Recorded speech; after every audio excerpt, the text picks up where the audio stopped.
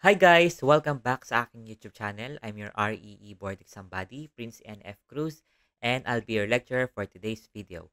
So sa video na to, magkakaroon tayo ng problem solving regarding similar triangles kasi isa to sa mga common na lumalabas sa board exam.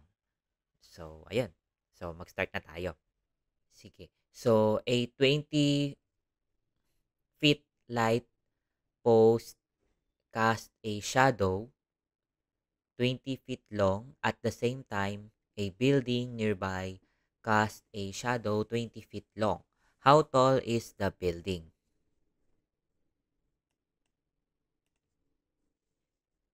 So, shadow to guys. So, meron siyang shadow na 20 feet long. Ayan. At the same time, a building nearby casts a shadow 50 feet long. How tall is the building? So, halimbawa, ito yung light post.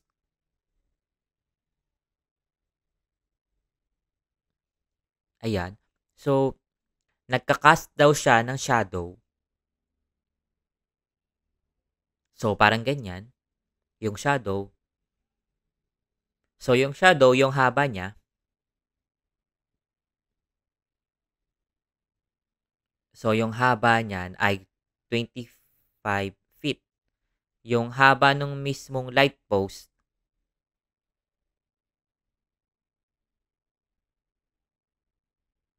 ay 20 feet. Ayan. Tapos, meron din naman daw yung building.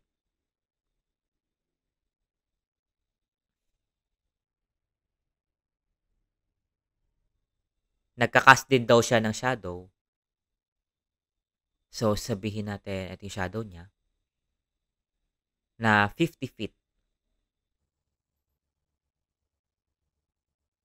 Ayan. Ano daw yung height nung building? So, both the light post and the building, parehas silang nag stand vertically. So, parehas silang patayo na pa-vertical, di ba? So, ibig sabihin, with respect to ground, di ba? Halimbawa, yan yung ground. Palagi silang nakaka-form ng 90 degrees. Ayan, di ba? Kasi vertically, ano sila eh, nakastand sila vertically. Tapos, yung mga shadows na yan, pa-horizontal silang lahat, di ba? Horizontal. Kasi horizontal yung ground eh. Tapos, paano sila nakakapag-produce ng paano nagkakaroon ng shadow? Nagkakaroon ng shadow kasi both the light post and the building is are being lit by the same light source, which is the sun. So, merong araw dito, halimbawa, eto, di ba may araw dyan, so, sisikatan niya yan, di ba? Parang ganyan. Ayan, di ba? Tapos dito, may araw din dito. Dahil iisang araw lang naman yung nagda-light sa kanilang dalawa, ibig sabihin, the sunlight hits the both object at the same angle. So, parehong angle lang yan kasi iisang araw lang yan eh. Iisa lang yung elevation niya or yung angle niya with respect to ground. So, ayun. So, yung angle of elevation from the tip of the shadow, halimbawa, nandito yung tip ng shadow, is ay same lang. So, kung mapapansin niyo, naka-form tayo ng triangle, 'di ba? Eto, 'yan, yung triangle na 'yan. 'Yan. So, i-drawing natin dito.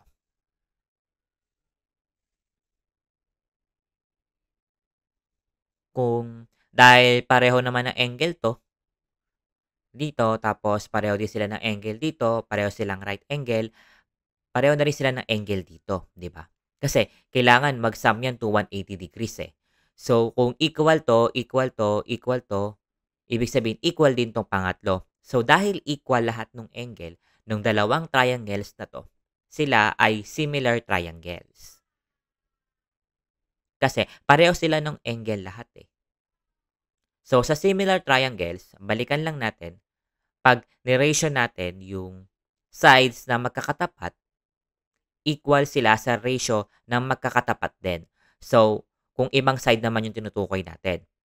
So, dito, sa problem na to, meron tayong dalawang triangle, di ba? Ito yung side niya dito, 25. Ito, 20. Dito naman, x. Dito naman, 50. So, kung i-ratio natin to, 20 over x, equal yan siya sa ratio nito. 25 over 50. Niratio lang natin lahat ng magkakatapat tapos in-equate natin. Ganun kasi guys kapag ka nagko-solve tayo ng similar triangles. So dito, makukuha mo na agad yung x which is the height of the building by shift solve, di ba? So, okay. So, input natin sa CalQ.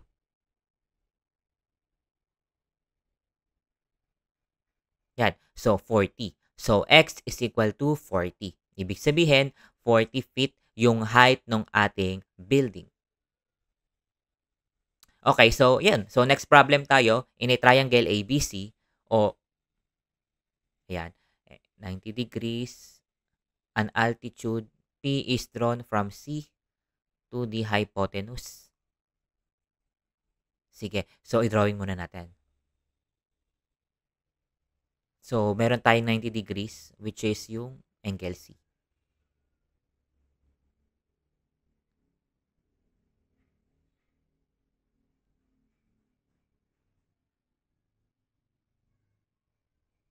ABC. Tapos, yung AC natin ay 4. Tapos, ito 90 degrees. Tapos, an altitude is drawn from C to the hypotenuse. Pag sinabi nating hypotenuse, guys, ito kasi guys, this is a right triangle.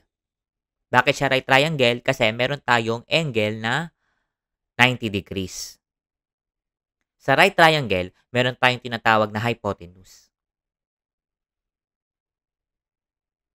Yung hypotenuse, siya yung longest side ng ating right triangle.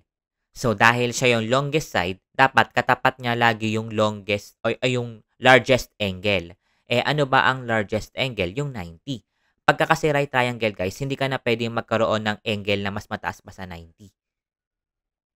So, isang 90 ka, tapos yung dalawang remaining na angle, mababa na yan sa 90. Kasi lalagpas ka na ng 180 degrees kapag ka may isa pang lumagpas pa doon ng 90. So, automatic, acute angle sa itong mga to. So, yung katapat palagi ni hypotenuse ay yung katapat lagi ng 90 degrees, yun na yung hypotenuse. So, dito sa problem na to, ang sabi, nag-drawing ka daw ng altitude from C. So, pag sinabi nating altitude, from vertex, perpendicular or nagpo-form na 90 degree angle doon sa kanyang opposite side. So, yung altitude na to, ito yan, P. Tapos, meron siyang length na 1.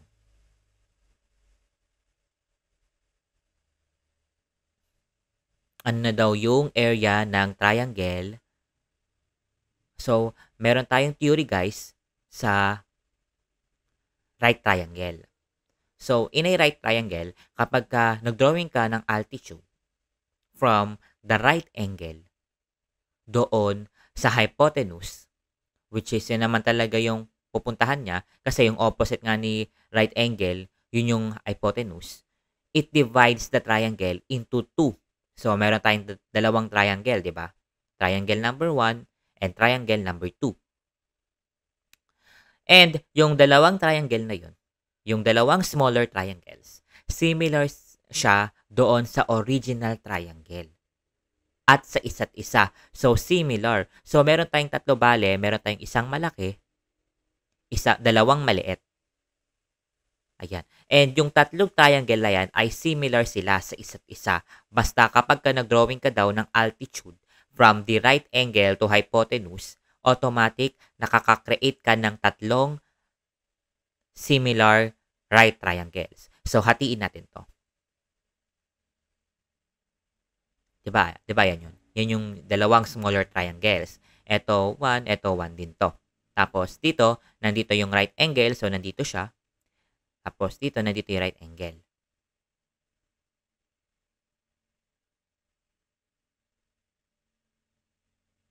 So, sabihin natin na, labelan din natin, no? Sabihin natin ito AC, ito CB. Ayan. Tapos, rotate natin.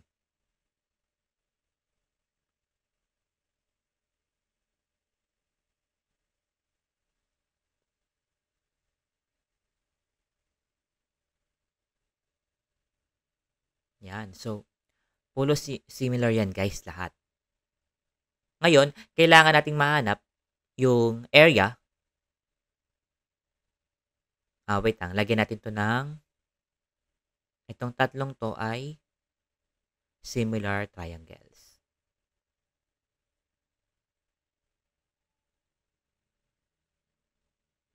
Yan. So, ang concern natin sa problem na to, ano yung area ng triangle ABC or yung ating red na triangle or yung original triangle. So, pag ni-rotate nyo siya,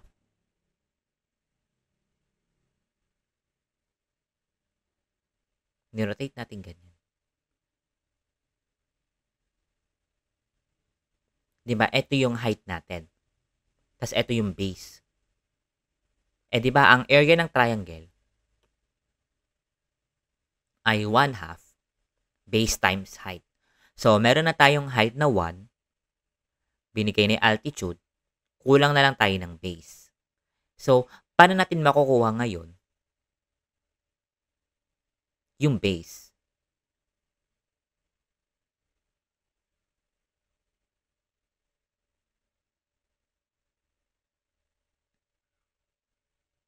So, di ba nandito yan, yung altitude? Yan. So, sabihin natin, ito x, ito y. So, nasan yung x dito? Ito yon, di ba? Tapos dito, ito yung y. Kasi ito yan eh.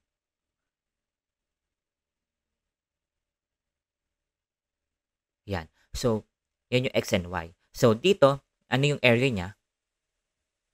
1/2 base times height. So, x times 1, di ba? So, x over 2 na lang. Dito, ano yung area niya? 1/2 base times height. So, y times 1, so y na lang, or y over 2.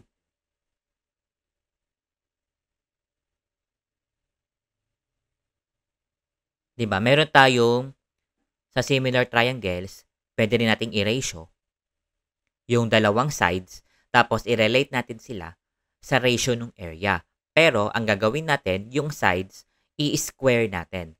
So, halimbawa, dito, sa dalawang triangle na to, ito muna yung pag-compare natin. Pwede kong i-ratio si 4 and si 1. Tapos, i-relate ko sa area. Ito, ano ba area nito? Di ba yung area nito ay b over 2? Asan yung b? Ito yon, di ba? Yung kabuuan. So, pwede ko rin sabihin guys na b is equal to x plus y. Kasi pinag-add mo yung x at y, yun yung kabuuan ng base. So, ito yung area ng triangle na merong side na 4. Yun yung ilalagay natin dito, b over 2. Tapos, yung area dito, yung triangle na kung saan nandun yung 1. So, ito yung y over 2. Tapos, dahil area to, tas ito side, dapat naka-square yan. Ayan. So, dito, magka-cancel na yung 2. So, bali, b over y na lang to. So, dito, nakabuo tayo ng relationship para 16. Ayan. Or, yan, 16y. Diba? Minultiply lang natin both sides by, ayan. Ito yung ating equation number 1 para sa triangle na to. So, dito sa triangle na pangalawa, same din. So, ganun lang ulit. I-ratio mo lang yung sides. Sabihin natin, ito yung i-ratio ulit natin. Ito yung magkatapat na sides. So, bali 4 over x. Tapos yung area, b over 2 at saka x over 2. Tapos naka-squared dito. So magka-cancel yung 2 dito. So b over x. Tapos ito 16 over x squared is equal to, tapos mababawasan tayo ng isang x. So bali x is equal to, tapos ito 1 na lang. Okay? So bali meron na tayong another relationship.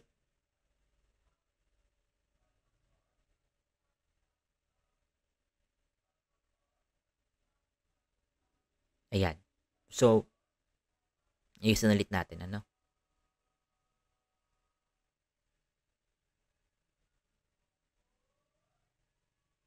Yan. So, ang gagawin natin, kailangan natin ma-solve si B. So, meron tayong tatlong equation, yun yung gagamitin natin to solve for B. So, ang gagawin natin, ito yung gagamitin natin. Pero kailangan lahat maging B. So, ano yung kailangan nating palitan para maging B lahat? So, palitan natin yung X and Y. So, dito, i-simplify pa natin ng kaunti. So, multiply natin both sides by X. Tapos, magiging X B is equal to 16. Tapos, divide mo both sides by B. Yan. X is equal to 16. Dito naman sa kabila, divide mo lang both sides by 16. Para magiging Y is equal to B over 16. Kasi dito nag-cancel na. So, etong dalawang to, substitute natin dyan to calculate for B. So, magiging B is equal to 16 over B plus B over 16. Multiply natin both sides by B para matanggal yung fraction. Ayan. Saka na 16. So, 16. Ito 16. B squared. 16B times dito. Magka-cancel yung isang B. So, magiging 16 squared. Plus B16 times ito, matatanggal yung 16, matitira B squared. Okay, so, move natin ito sa kabilang side. So, bali 16B squared minus B squared is equal to 16 squared. Tapos, pag minusin natin, 15 B squared.